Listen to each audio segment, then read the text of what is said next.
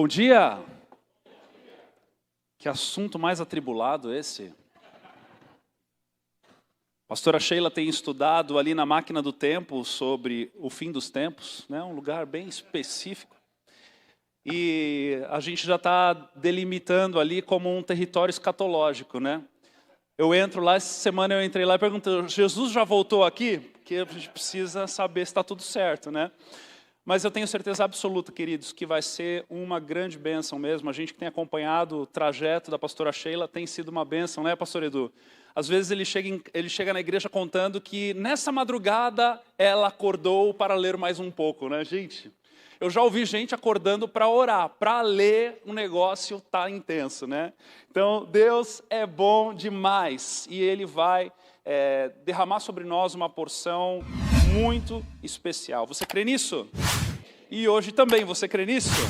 Amém. Então, eu quero convidar você a abrir a palavra em Salmo de número 23. Nós vamos ler o Salmo 23, um dos salmos mais conhecidos. E eu quero convidar você a ir se pondo de pé, enquanto eu tomo esse chá quentinho que chegou aqui. Benção. Glória a Deus. Vocês viram o que os pastores fazem com os filhos que entram de férias, né? Vem para a igreja trabalhar. O salário é mais barato, né? Amém. Vocês estão rindo demais, gente. Eu vou começar a achar que eu sou engraçado. Salmo 23. Vamos para as coisas do Senhor agora, né? Salmo 23 diz assim: O Senhor é o meu pastor, de nada terei falta. Em verdes pastagens me faz repousar e me conduz a águas tranquilas. Restaura-me vigor. Guia-me nas veredas da justiça por amor do seu nome. Mesmo quando eu andar por um vale de trevas e morte, não temerei perigo algum, pois tu estás comigo. A tua vara e o teu cajado me protegem. Preparas um banquete para mim à vista dos meus inimigos. Tu me honras, ungindo a minha cabeça com óleo e fazendo transbordar o meu cálice. Sei que a bondade e a fidelidade me acompanharão todos os dias da minha vida, e voltarei à casa do Senhor enquanto eu viver.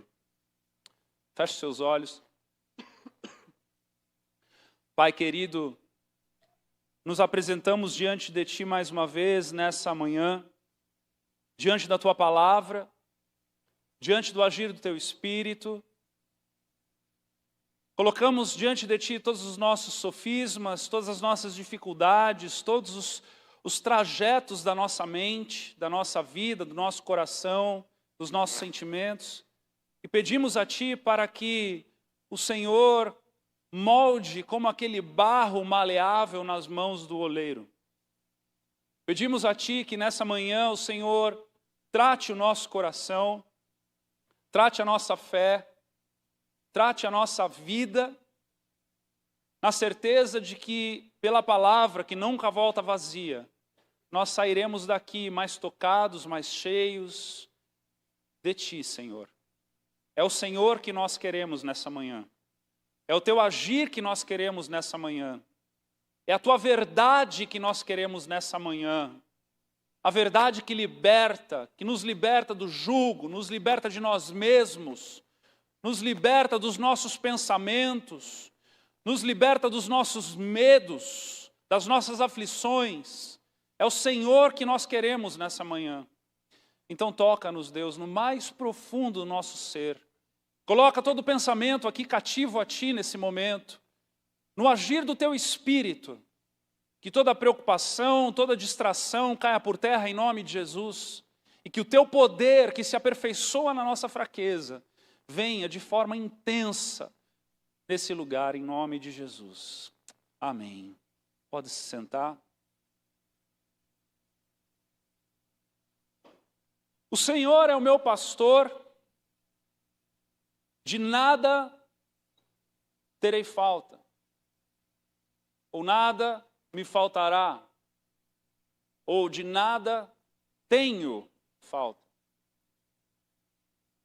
Uma afirmação que nós somos tentados a dar um amém bem alto, bem rápido.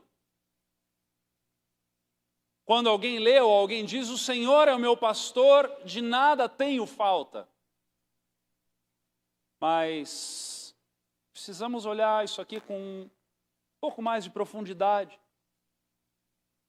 para nos perguntarmos qual é a intensidade desse amém que nós daríamos.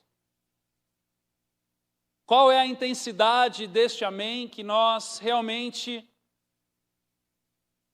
conseguimos dar neste exato momento, neste dia que se chama hoje?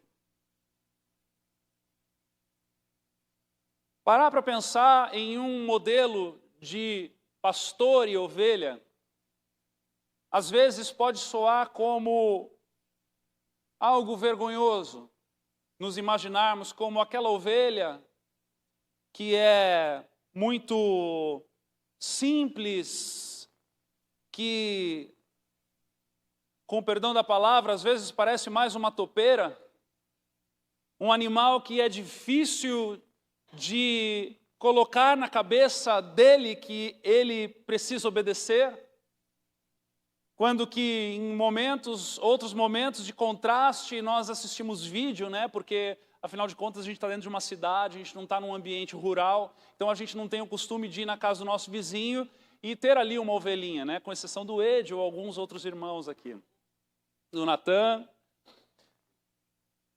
Mas, num outro contraste, parece que quando o pastor fala, a ovelha obedece e ela então vai na direção correta.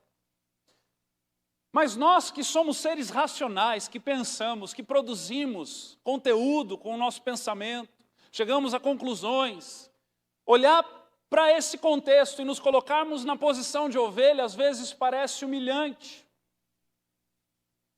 Parece dizer que aquilo que eu sou não é tudo o que eu sou, porque Deus faz questão de dizer que nós somos ovelhas do seu rebanho, do seu aprisco. Então parece que Deus está diminuindo a nós. Mas se nós pensamos assim, então a segunda pergunta que vem é: o que dizer do Deus Todo-Poderoso que se coloca numa posição de pastor? Aquele que é fogo consumidor, aquele que é autoridade máxima, aquele que cria todas as coisas, aquele que inventa tudo, aquele que do nada faz surgir e também se coloca como pastor. Uma profissão que na própria época das Escrituras era uma profissão vergonhosa, uma profissão simplória, uma profissão de alguém que não cresceu na vida. Mas o Senhor se coloca como pastor. Jesus, em João capítulo 10, vai também se colocar como pastor. Não só do seu pastor do seu rebanho, os judeus, mas também de um outro rebanho. Ele vai citar lá em João capítulo 10, que somos nós, os gentios. Então, precisamos entender o que Davi, o nosso grande salmista, está querendo dizer, quando ele diz: o Senhor é o meu pastor e nada me faltará, ou de nada tenho falta. Podemos também nos lembrar que Davi, antes de se tornar rei, foi guerreiro, e antes de se tornar guerreiro, ele foi pastor. Quando o profeta Samuel chega à casa de seu pai, Jessé, para ungir um de seus filhos, todos os filhos lhe são apresentados, filhos mais viçosos, mais fortes, mais nobres, mais altos, mais bonitos, mais velhos, mais experientes. E aí, no momento da conversa, Samuel diz a Jessé: não tem mais ninguém? Ah, tem um filho meu lá, ele é pastor de ovelhas, manda chamar. E quando entra aquele ruivinho, baixinho, com aquele aroma de pastoreio, se é que você me entende, Deus diz: é esse, porque eu não olho a aparência como o homem olha, mas eu olho o coração. E Davi, então, desde aquele momento, ele é ungido rei, que só lá na frente, depois vai suplantar o lugar de Saul.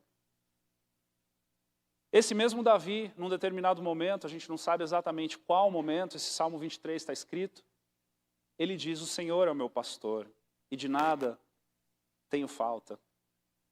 Em verdes pastagens me faz repousar, e me conduz a águas tranquilas.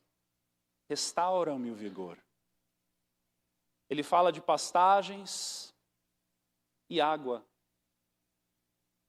para restaurar o vigor. E aqui, irmãos, falando um pouco a respeito do pastoreio de Jesus, revelado aqui também no Salmo 23, e o perfil deste rebanho, o perfil desta lida de Jesus enquanto pastor e nós ovelhas, amém? Quantas ovelhas de Jesus nós temos aqui hoje? Amém?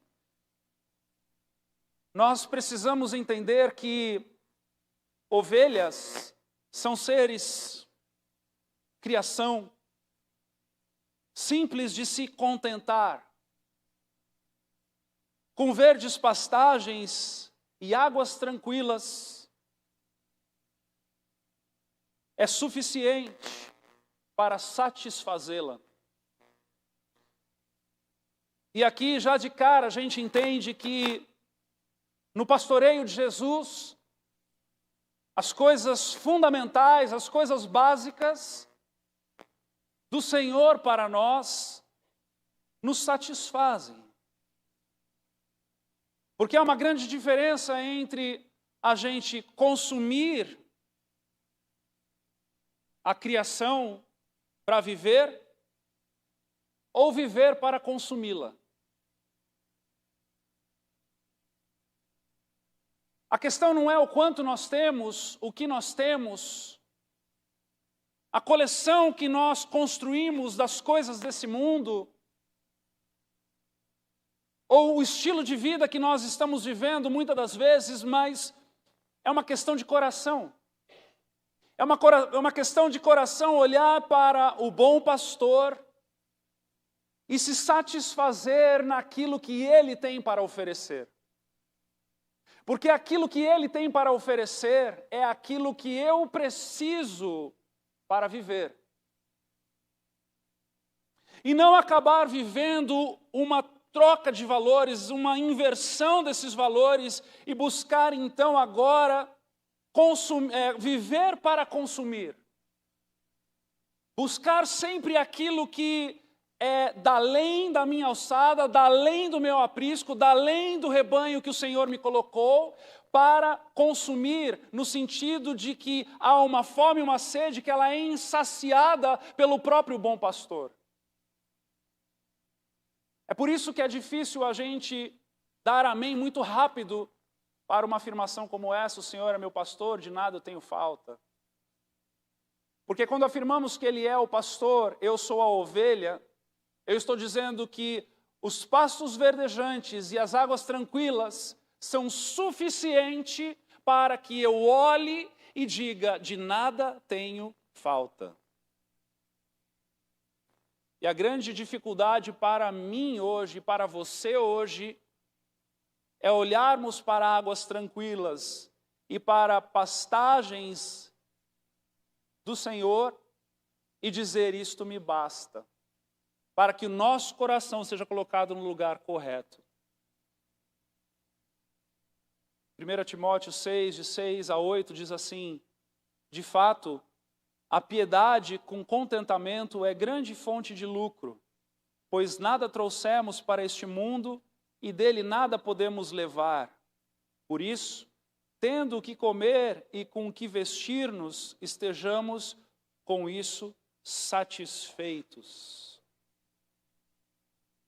Veja, não há nada de errado em você desejar uma vida melhor. O desafio aqui é satisfazer-se nos pastos e nas águas do bom pastor. É como está o teu coração diante da vida. Como está o teu coração diante das coisas? Será que eu já me vendi para as coisas e para um modelo de vida que eu quero porque quero de alguma maneira alcançá-lo? Ou eu vou vivendo a minha vida de forma organizada, com destreza, construindo, somando, mas com a constante consciência de que o meu coração está sendo satisfeito no Senhor. Para que eu possa afirmar, o Senhor é o meu pastor e de nada eu tenho falta. Mesmo tendo muito ou tendo pouco. Mesmo conquistando muito ou conquistando pouco. Eu olho da além dos montes de coisa arada que eu somo na minha vida e encontro satisfação nele. As coisas não me escravizam. As coisas não me prendem. As coisas não me aborrecem. As coisas não roubam a minha paz, porque nele eu me satisfaço. Tem algum crente aqui nessa manhã?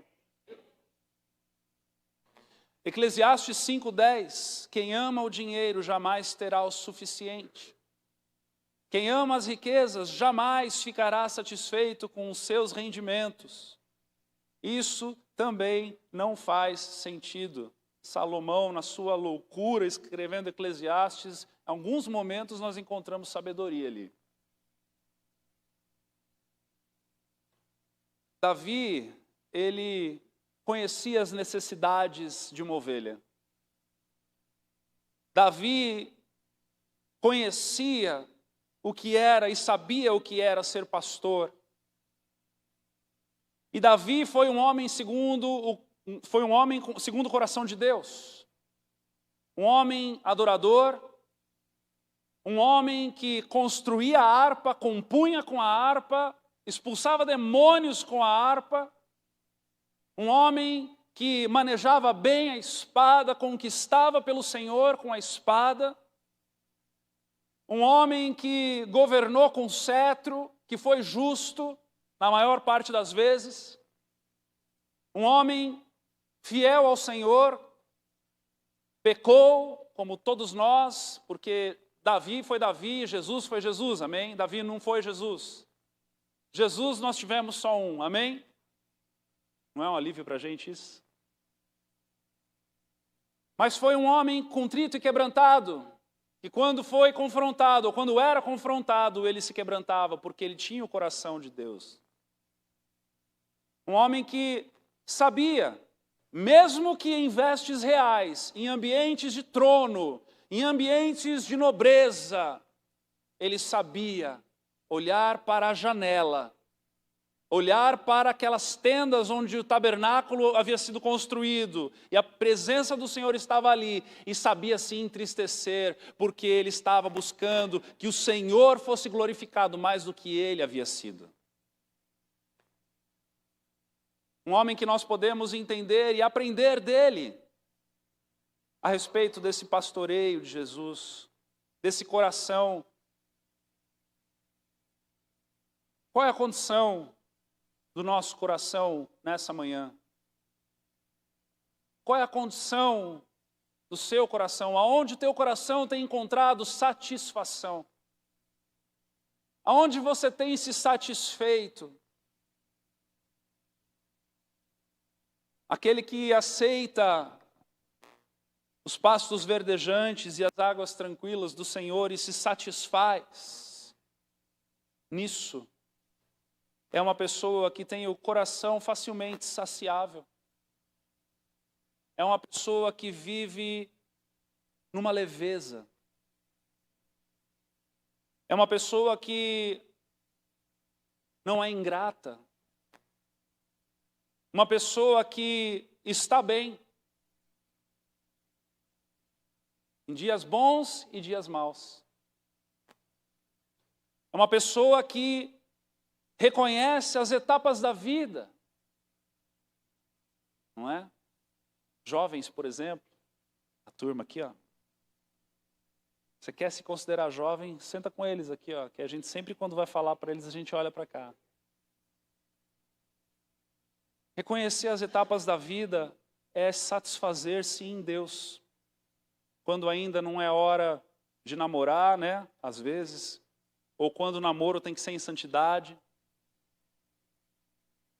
quando a lida com as pessoas tem que ter respeito, quando você ainda não pode ter aquele carro, não pode ter aquela casa, e você não coloca os pés pelas mãos, não se endivida na sua juventude.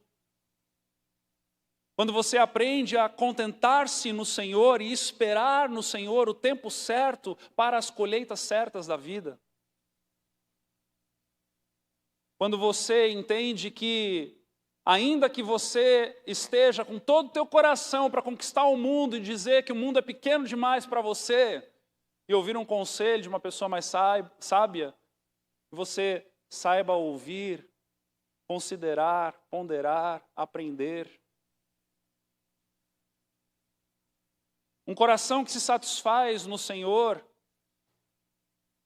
ele não é roubado pela ganância daquilo que lhe fará mal. Um coração que se satisfaz no Senhor, espera, sabe esperar para tudo, sabe esperar para tudo na vida. Um dos grandes problemas nossos, homens, humanidade, que não se satisfazem no Senhor, é de colocar os pés pelas mãos e viver uma vida desenfreada, descontrolada, desorganizada, bagunçada, antecipando coisas das quais não é tempo ainda. É uma amostra de que Deus não está satisfazendo o coração. É uma amostra de que por algum motivo Deus não é suficiente.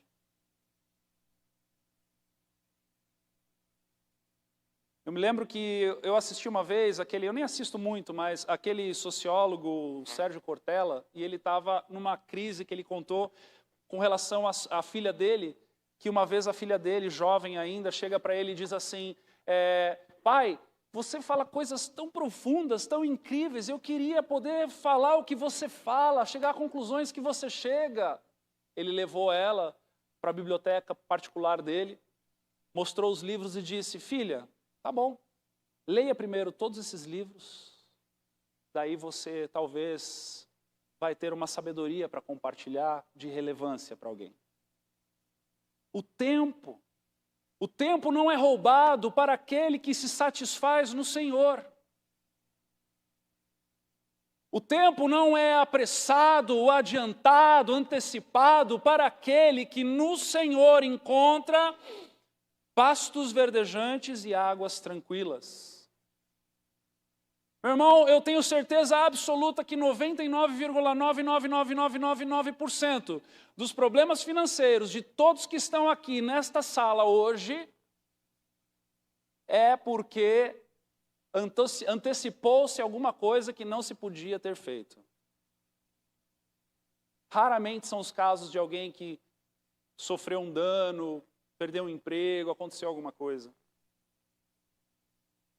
A gente acaba ficando escravo de nós mesmos quando nós não encontramos a nossa satisfação no Senhor, nos nossos sentimentos, nas nossas reações, na nossa vida, forma desenfreada de fazer as coisas, de responder, de dizer.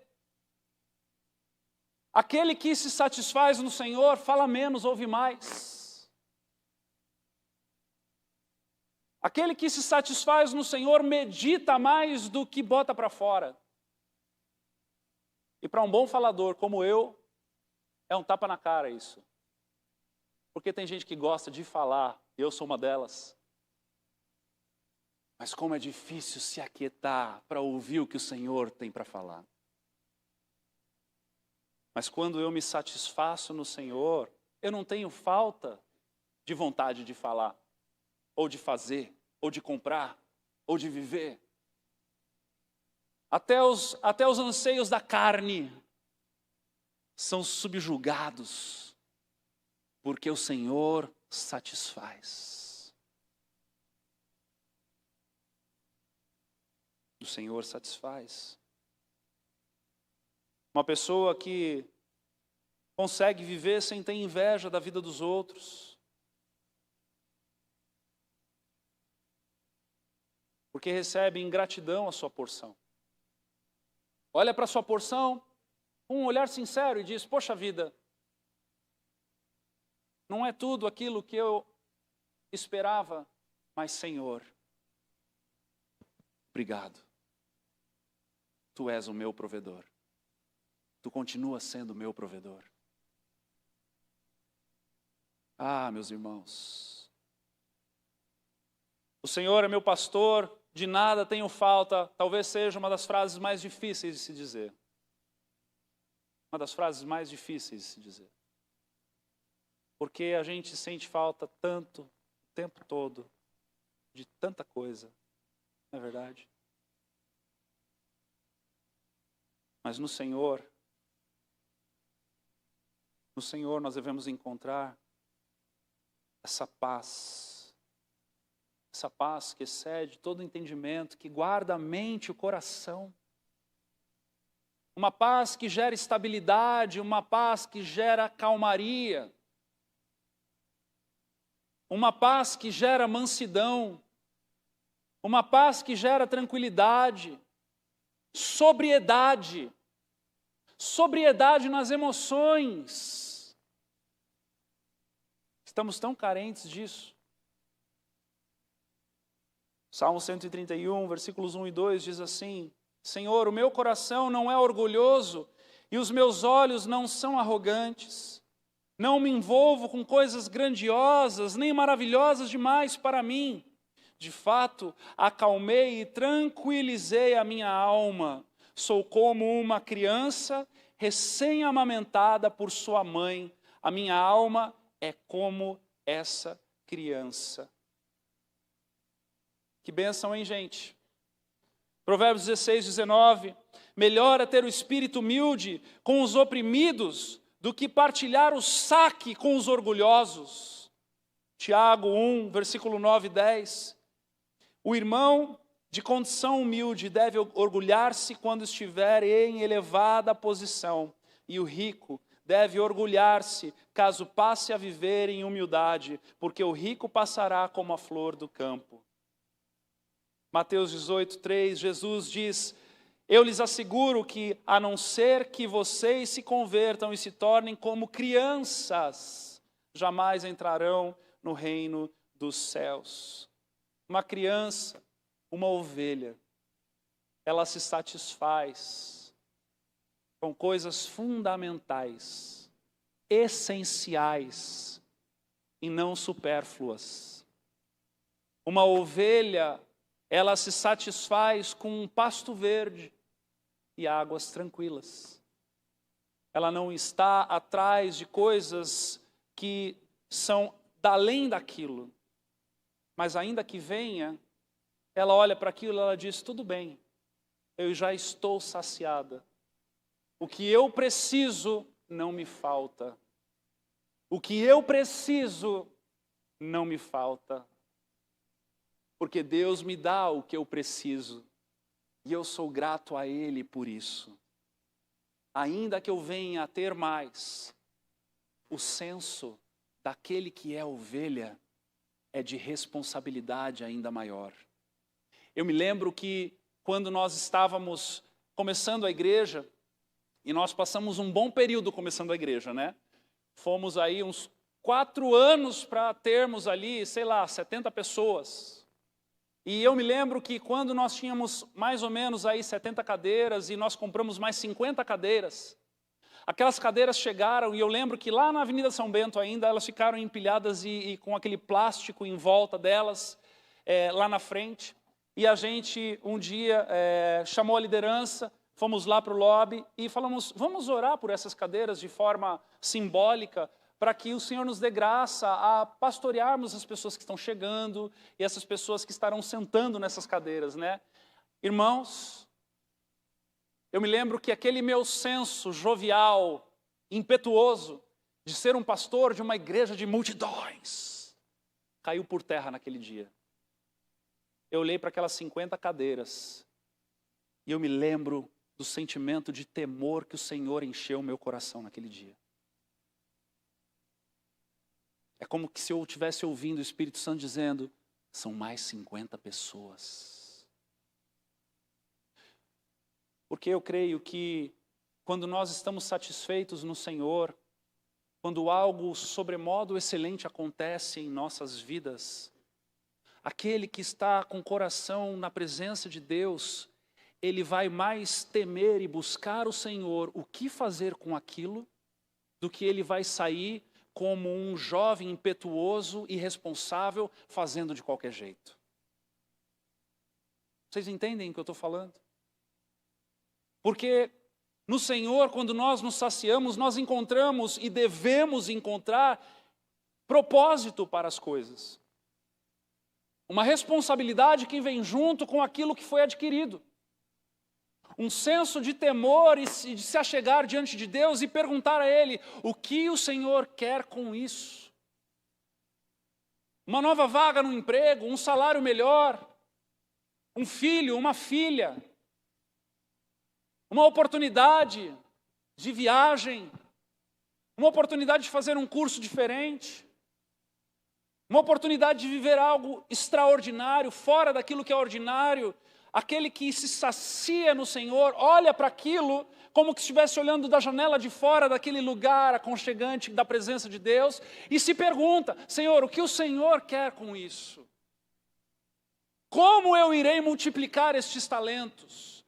Como eu irei cumprir o propósito através disso? Um jovem que começa uma relação de namoro, que se satisfaz no Senhor, na presença de Deus, deve perguntar ao Senhor: Senhor, qual será o meu papel na vida dessa pessoa? O que eu tenho a agregar na vida dessa pessoa?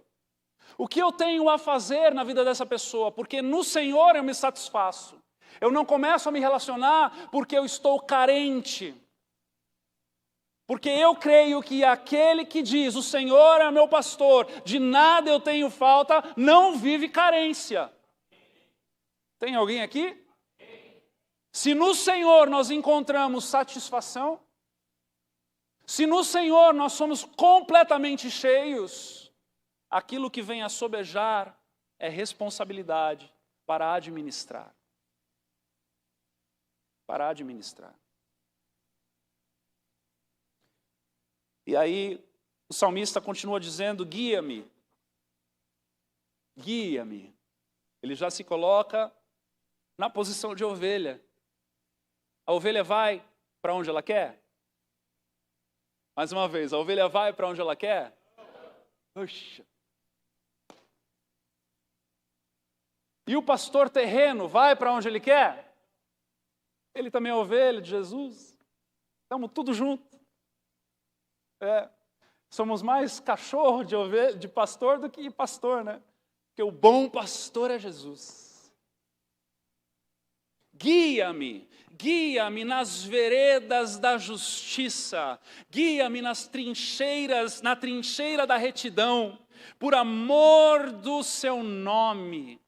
Meus irmãos, a trincheira da retidão, a vereda da justiça é o caminho do Senhor, é o caminho do bom pastor, é o caminho que continua estreito, mas diante dos seus cuidados e da sua atenção, é o caminho que nos é proposto. É por isso que aquele que o aceita como Senhor e Salvador precisa calcular esta torre, se conseguirá segui-lo ou não, porque quando nós nos colocamos diante do bom pastor, nós nos colocamos como ovelha, jamais como lobo. O lobo faz o que ele quer. O lobo entra por onde ele quer. O lobo entra e sai quando ele quer. O lobo faz do jeito em que ele quer e não dá satisfação a ninguém. O lobo bate no peito e diz: eu cuido de mim mesmo. Eu me alimento das ovelhas, me alimento de quem eu quiser, das galinhas, eu saio, eu volto, eu não devo satisfação para ninguém. A ovelha não. A ovelha se dobra diante do bom pastor e diz: guia-me. Guia-me pelas veredas de retidão. Guia-me pelo caminho que só o Senhor, o bom pastor, conhece. Guia-me. Salmo 112:1. Como é feliz o homem que teme o Senhor e tem grande prazer em seus mandamentos. Quem é o louco que tem prazer em mandamentos? A ovelha. A ovelha é a louca que tem prazer em mandamentos. Que olha para as coisas mais difíceis do Senhor e diz: ai, como é bom, Senhor. Como é bom este caminho apertadinho. Como é bom essa ovelha mais fedidinha do meu lado aqui. Como é bom, Senhor. Como é bom este aprisco. É como aquela girafa tentando levantar o pescoço na Arca de Noé, mas olha naquela janelinha e vê todo mundo sendo morto. E diz: ok, abaixa o pescocinho de novo. Tá bom aqui. Não está tão bom, mas lá fora está pior ainda, né? A ovelha do bom pastor, ela olha para esse ambiente e ela diz: obrigado, Senhor. Obrigado por me salvar. Obrigado por permitir que eu esteja neste aprisco. Obrigado, Senhor, porque Tu és o bom pastor e a vida aqui dentro.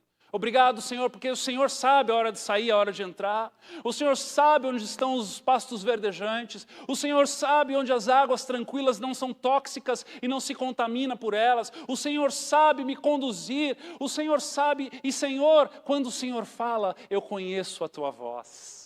E eu conheço a Tua voz e eu me deleito na Tua voz, ainda que sejam mandamentos, ainda que sejam ordenanças, ainda que sejam desafios para uma vida em santificação. Eu olho para isso e eu agradeço, eu sou grato, porque em Ti eu me satisfaço. Tem ovelha aqui? Aleluia. Guia-me nas veredas da justiça por amor do Seu nome. E mesmo quando eu andar por um vale de trevas e morte, não temerei perigo algum, pois Tu estás comigo. Sabe, queridos, uma ovelha, quando ela anda num vale de trevas, ela não deixa de ser ovelha. Ela não se camufla como o vale de trevas, assim como o lobo faz. O lobo, ele se camufla nas trevas e ele vive uma vida dupla, uma vida de escuridão, uma vida falsificada, uma vida de mentira. O lobo, ele se faz daquilo que ele precisa se fazer para ir atrás da presa. A ovelha não. A ovelha é a ovelha mesmo em meio à escuridão. Mesmo nos dias mais tenebrosos, nos dias maus, ela continua daquele jeitinho. Olhando e dizendo: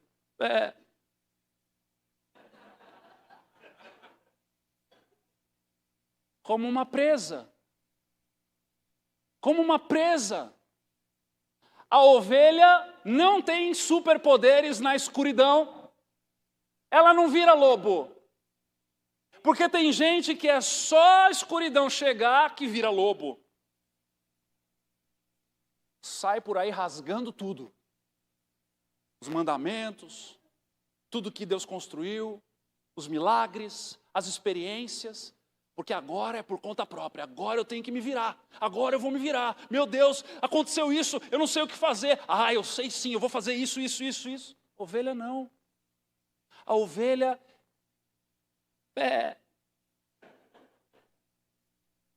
porque ela está na expectativa do seu pastor aparecer. Ela está na expectativa do seu pastor aparecer e dissipar aquelas trevas.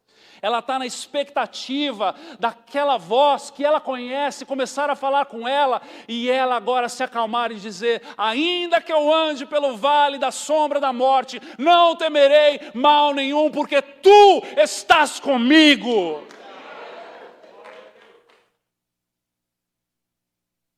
A presença de Jesus vale mais do que qualquer coragem e qualquer força que você possa desempenhar. O que você prefere? Viver na tua coragem? Na tua força? Nas suas estratégias? Ou esperar pelo pastor fazendo a única coisa que você sabe fazer? É a oração. Crente que sofre está em oração. Ele não está em ação. Ele não está por aí fazendo as coisas, quebrando tudo. Ele está em oração. Ele está lá no recôndito dele. Porque é lá naquele lugar que ele se satisfaz. É lá naquele lugar que ele encontra pastos verdejantes, águas tranquilas. Porque as águas tranquilas continuam sendo tranquilas no vale da sombra da morte. Porque os pastos verdejantes, ainda que sem o brilho do sol, ele continua sendo pastos verdejantes no vale da sombra da morte.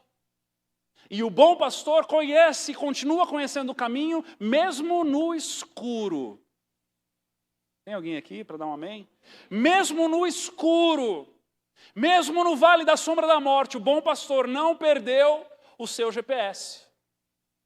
Não deixou de saber onde fica o aprisco, onde fica a porta, onde fica o pasto, onde fica as águas, onde fica a entrada e a saída, onde estão as suas ovelhas. Onde estão as suas ovelhas? Só que no vale da sombra da morte não temo mal algum, porque Ele está comigo. Agora, como que Ele está comigo? Como Ele faz quando Ele está comigo? Como Ele age quando Ele está comigo no vale da sombra da morte? Com a vara e com o cajado, porque a tua vara e o teu cajado me protegem. Está escrito aqui. E a vara? O que é essa vara?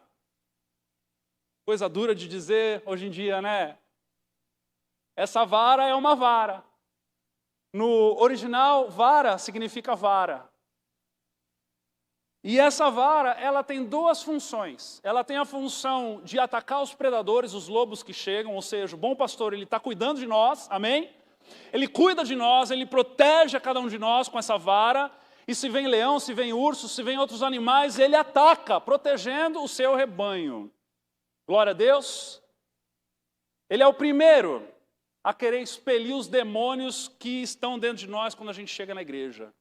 Ele é o primeiro a querer nos lavar com o seu sangue e modificar aquilo que estava dentro de nós, de toda a sujeira que a gente recebeu. Enquanto nós éramos de outros apriscos, quando nós chegamos ao aprisco dele, ele é o primeiro, o mais interessado em afugentar os nossos perseguidores. Amém? Mas essa vara também significa disciplina. Diga comigo, disciplina. Oi.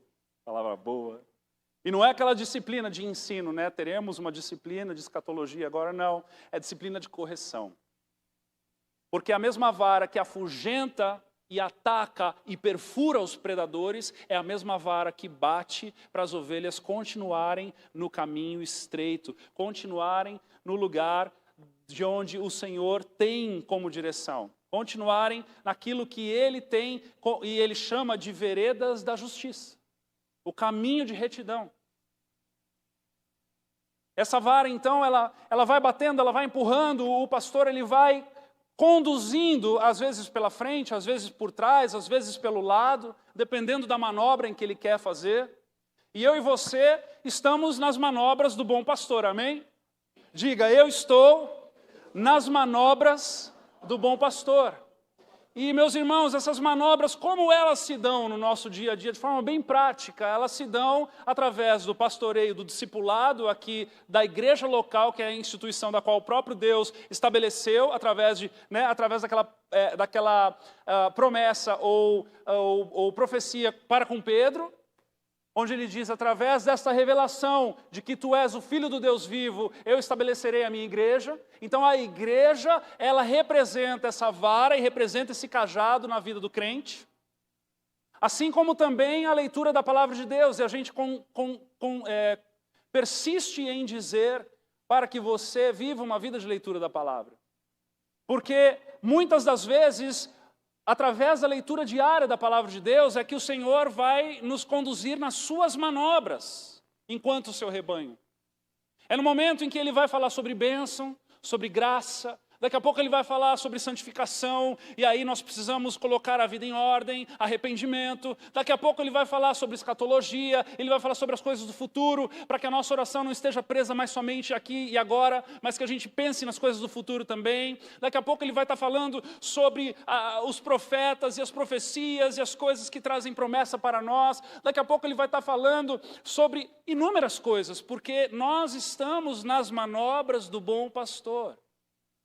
E a vara, como aquela que ataca os predadores e aquela que disciplina, é o caminho pelo qual o Senhor vai nos usar. Quer ver só? Disciplina preventiva, que vai nos prever, que vai prever de nós, antecipadamente, de nós cometermos algo errado. Está lá em Colossenses 1, 28, diz assim: nós o proclamamos, advertindo e ensinando a cada um com toda a sabedoria, para que apresentemos todo homem perfeito em Cristo. Aqui Paulo está falando do seu papel para o corpo de Cristo. Nós o proclamamos, advertindo e ensinando a cada um com toda a sabedoria, para que apresentemos todo homem perfeito em Cristo. Muitas das vezes o púlpito serve para trazer essa disciplina preventiva. A voz do pastor dizendo: cuidado, tem um buraco a 10 metros. Não caia nele. Não caia nele. 2 Timóteo 3, 16, 17. Diz assim: toda a escritura é inspirada por Deus e útil para o ensino, para a repreensão, para a correção e para a instrução na justiça, para que o homem de Deus seja apto e plenamente preparado para toda boa obra.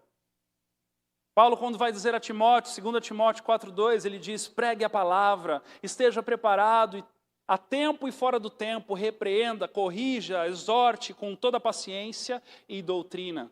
Para quê? Para que o rebanho de Cristo possa estar constantemente sendo lembrado e possa viver uma vida de forma precavida, para que no processo de caminhar nas veredas da justiça, ele possa então viver de forma saudável. Amém? Agora, a vara também vai disciplinar na correção, na ação, na vida, no contexto, muitas das vezes. E nós não podemos virar as costas para isso.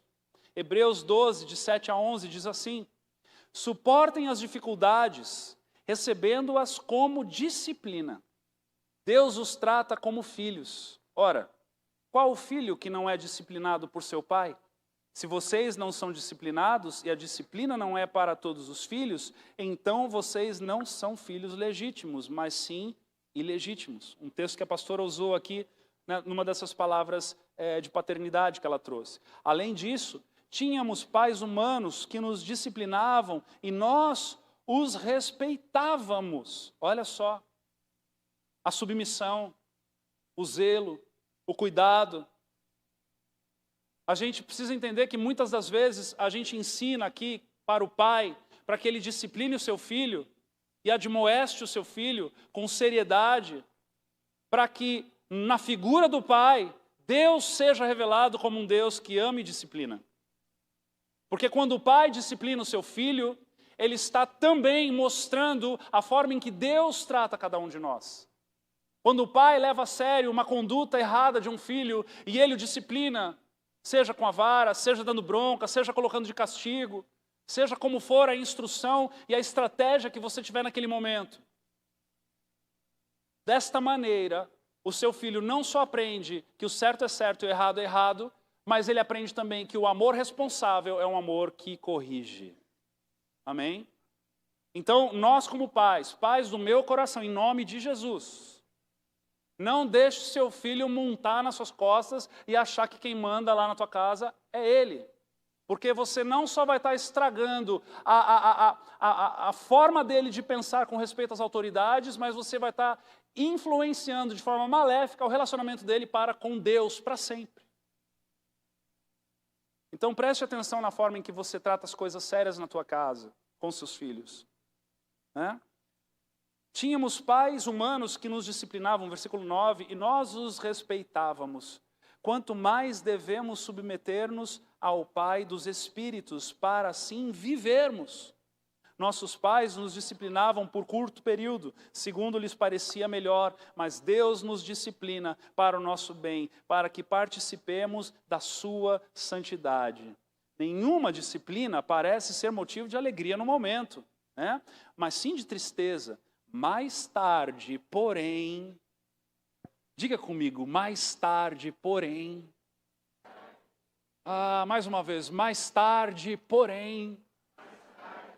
Irmãos, igreja é uma lida de longo prazo. Fraternidade é uma lida de longo prazo. É uma lida que não é para o imediatismo dos nossos anseios, mas é para uma conduta de santificação da nossa vida. E o Senhor trabalha em nós a longo prazo. O Senhor trabalha em nós aqui na terra para uma eternidade. Tem alguém aqui? É para uma eternidade que Ele está trabalhando. Então é na perspectiva de longo prazo, é na perspectiva de uma preparação para que o nosso coração vá se moldando em santificação, matando tudo aquilo que foi distorcido pela ação do pecado na nossa vida. E agora, pelo agir do Espírito Santo e pelo lavar da palavra, nós vamos vivendo de glória em glória, até que um dia seremos todos de fato glorificados. É por isso que é para longo prazo. E é a longo prazo. Mais tarde, porém, produz fruto de justiça e paz para aqueles que por ela foram exercitados. É um exercício. É um exercício. Essa disciplina é um exercício. Agora, respira fundo assim, de alívio. E veja, tem a vara, mas também tem o cajado. Amém? Tem a vara, mas também tem o cajado. Em Lucas capítulo 15, versículos 3 a 6, Jesus vai contar uma parábola para nós e vai dizer assim: qual dentre vós é o homem que, possuindo 100 ovelhas e perdendo uma delas, não deixa no deserto as 99 e vai em busca da que se perdeu até encontrá-la? Achando-a, põe-na sobre os ombros, cheio de júbilo, e indo para casa, reúne os amigos e vizinhos, dizendo-lhes: alegrai-vos comigo, porque já achei a minha ovelha perdida. O cajado, ele é justamente aquela parte curvada daquela vara, onde ela vai trazer de volta pelo pescoço.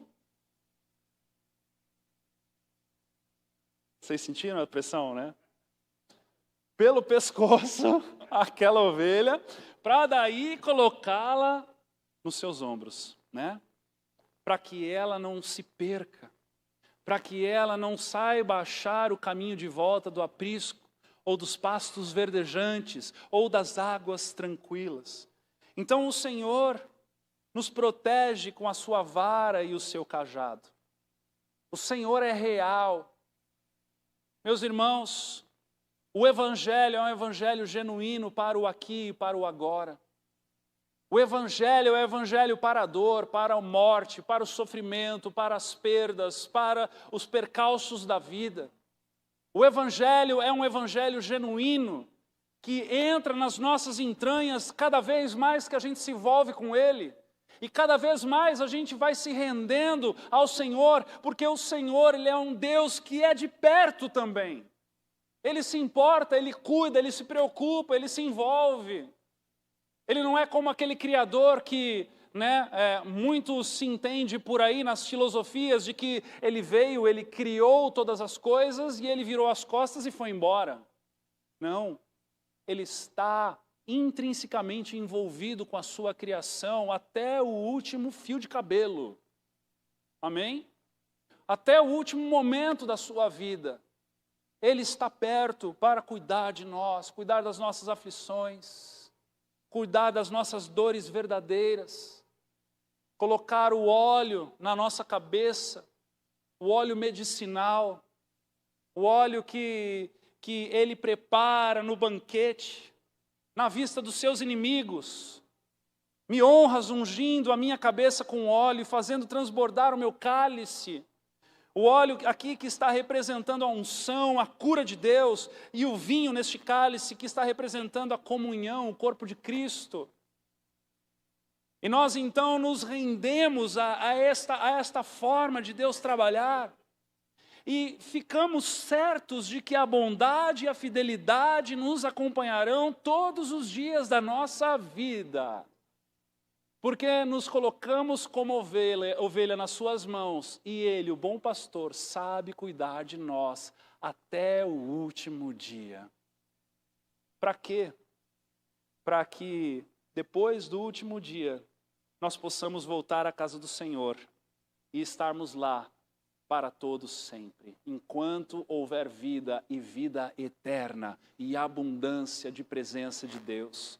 Então, esse Deus que te amou, esse Deus que te convidou a se tornar uma ovelha do seu aprisco, para você que gosta de dizer bé, para você que não se identifica com o lobo, que olha para o lobo e tem medo dele, porque a ovelha tem medo de lobo.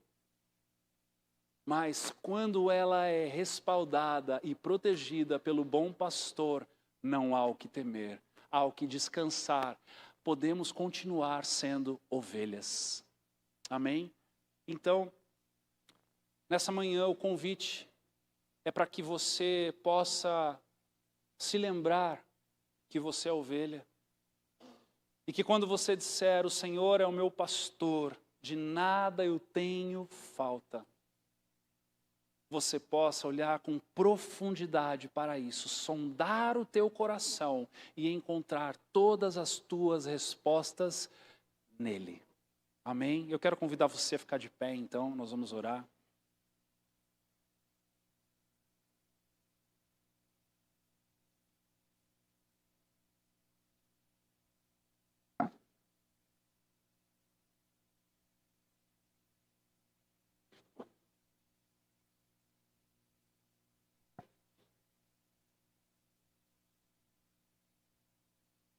Sabe, a gente ouve esse buzinaço todo e a gente se entristece, porque nós conhecemos o bom pastor. Mas tem muita gente colocando toda a sua esperança no lugar errado. Então eu quero convidar você, antes de nós orarmos por nós, vamos orar por eles. Vamos orar por aqueles que ainda não fizeram de Jesus o seu Senhor e Salvador e a sua única resposta. Vamos orar por aqueles que ainda continuam colocando de forma bem sincrética a sua fé em santos que passaram por aí, em amuletos que carregam por aí, que tem boca e não falam, que tem olhos e não veem, que tem ouvidos e não ouvem, e que precisam das boas novas. Quantos aqui têm as boas novas no coração? Vamos orar por eles, mas vamos orar de forma responsável, para que nós sejamos a resposta para esse mundo decaído, para que nós sejamos aqueles que levantemos o Senhor acima de tudo e todos e propaguemos o Evangelho aos quatro cantos desse mundo, porque se estamos aqui é porque fomos alcançados. E estes que estão buzinando precisam também ser alcançados. Pai amado, Pai querido, nós levantamos um clamor por estes homens e mulheres, essas famílias, muitos deles amigos nossos, parentes nossos, pessoas que conhecemos, que cruzam a nossa vida todos os dias, Senhor. Pessoas que passam às vezes até desapercebido por nós. Mas pedimos, Deus, para que de maneira sobrenatural o Senhor já prepare o coração deles. Prepare seus corações como terra fértil, como aquele coração que foi preparado antecipadamente da semente, como aquele coração que foi preparado antecipadamente para que quando a semente caia, ela caia no lugar certo, da maneira certa.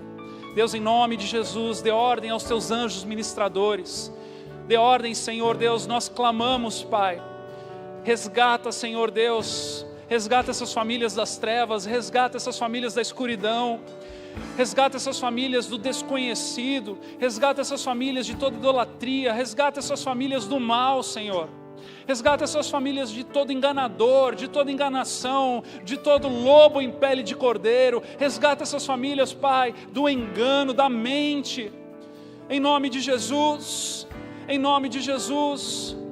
Prepara, Senhor, o caminho Mas a tua palavra também diz: formosos são os pés daqueles que anunciam as boas novas, e estes somos nós, Senhor. Queremos nos colocar à sua disposição nessa manhã, na mesma medida em que o nosso coração se enche de compaixão por estes, na mesma medida em que um dia fomos alcançados, na mesma medida em que um dia nós fomos cuidados, protegidos, trazidos para esse aprisco, Senhor. Deus, em nome de Jesus, dá-nos sabedoria, dá-nos destreza, dá-nos, Senhor Deus, ousadia, coragem para chegarmos, Senhor Deus, a esses corações. Dá-nos, Deus, em nome de Jesus, que não guardemos esta coisa que é maravilhosa somente para nós mesmos, mas que possamos propagá-la de forma criativa e ousada, e pelo poder do Teu Espírito. Espírito Santo de Deus, conduza-nos como proclamadores das boas novas. Em nome de Jesus, se você sente essa urgência no teu coração, se o teu coração nessa manhã se enche de compaixão por essas pessoas que ainda estão perdidas, eu quero convidar você a repetir essa oração comigo, uma oração onde você vai se como uma ferramenta nas mãos de Deus, amém? Então, se você deseja, diga assim: Senhor, me usa corajosamente para pregar o Evangelho no meu ambiente de trabalho, aos meus familiares, aos meus colegas, aqueles que estão ao meu redor, no meu ambiente de trabalho, de estudo, de família. Usa-me para o estranho, me incomoda. Espírito Santo de Deus, eu te dou liberdade de ser incomodado, de ter o meu coração acelerado, quando o Senhor desejar me usar. E usa-me, Senhor, em nome de Jesus, em nome de Jesus, amém. Glória a Deus, aleluia.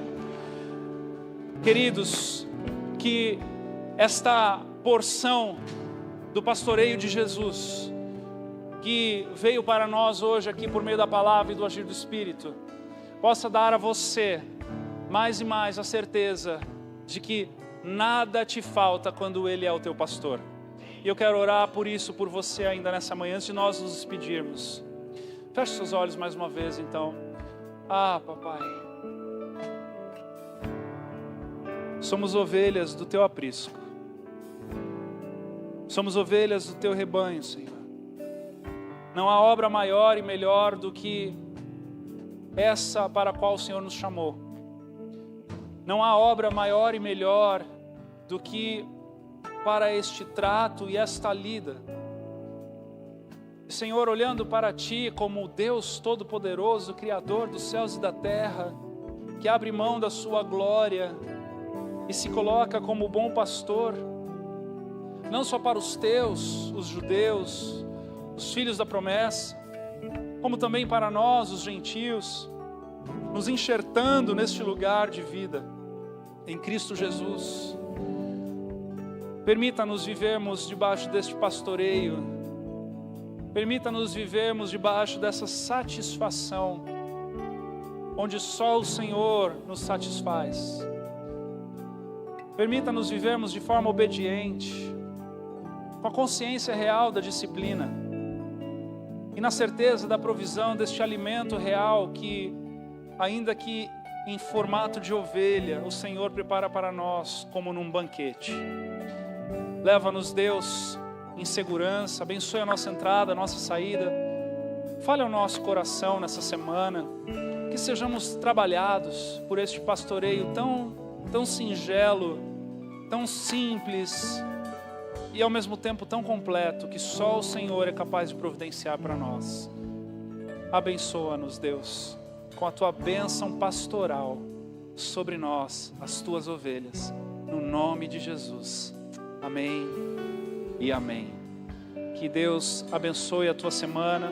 Não se esqueça das inscrições, né, para o curso de escatologia.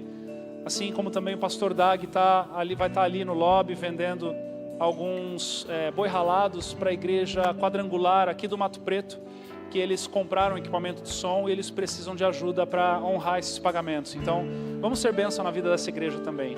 Beijo no teu coração, uma semana abençoada para você.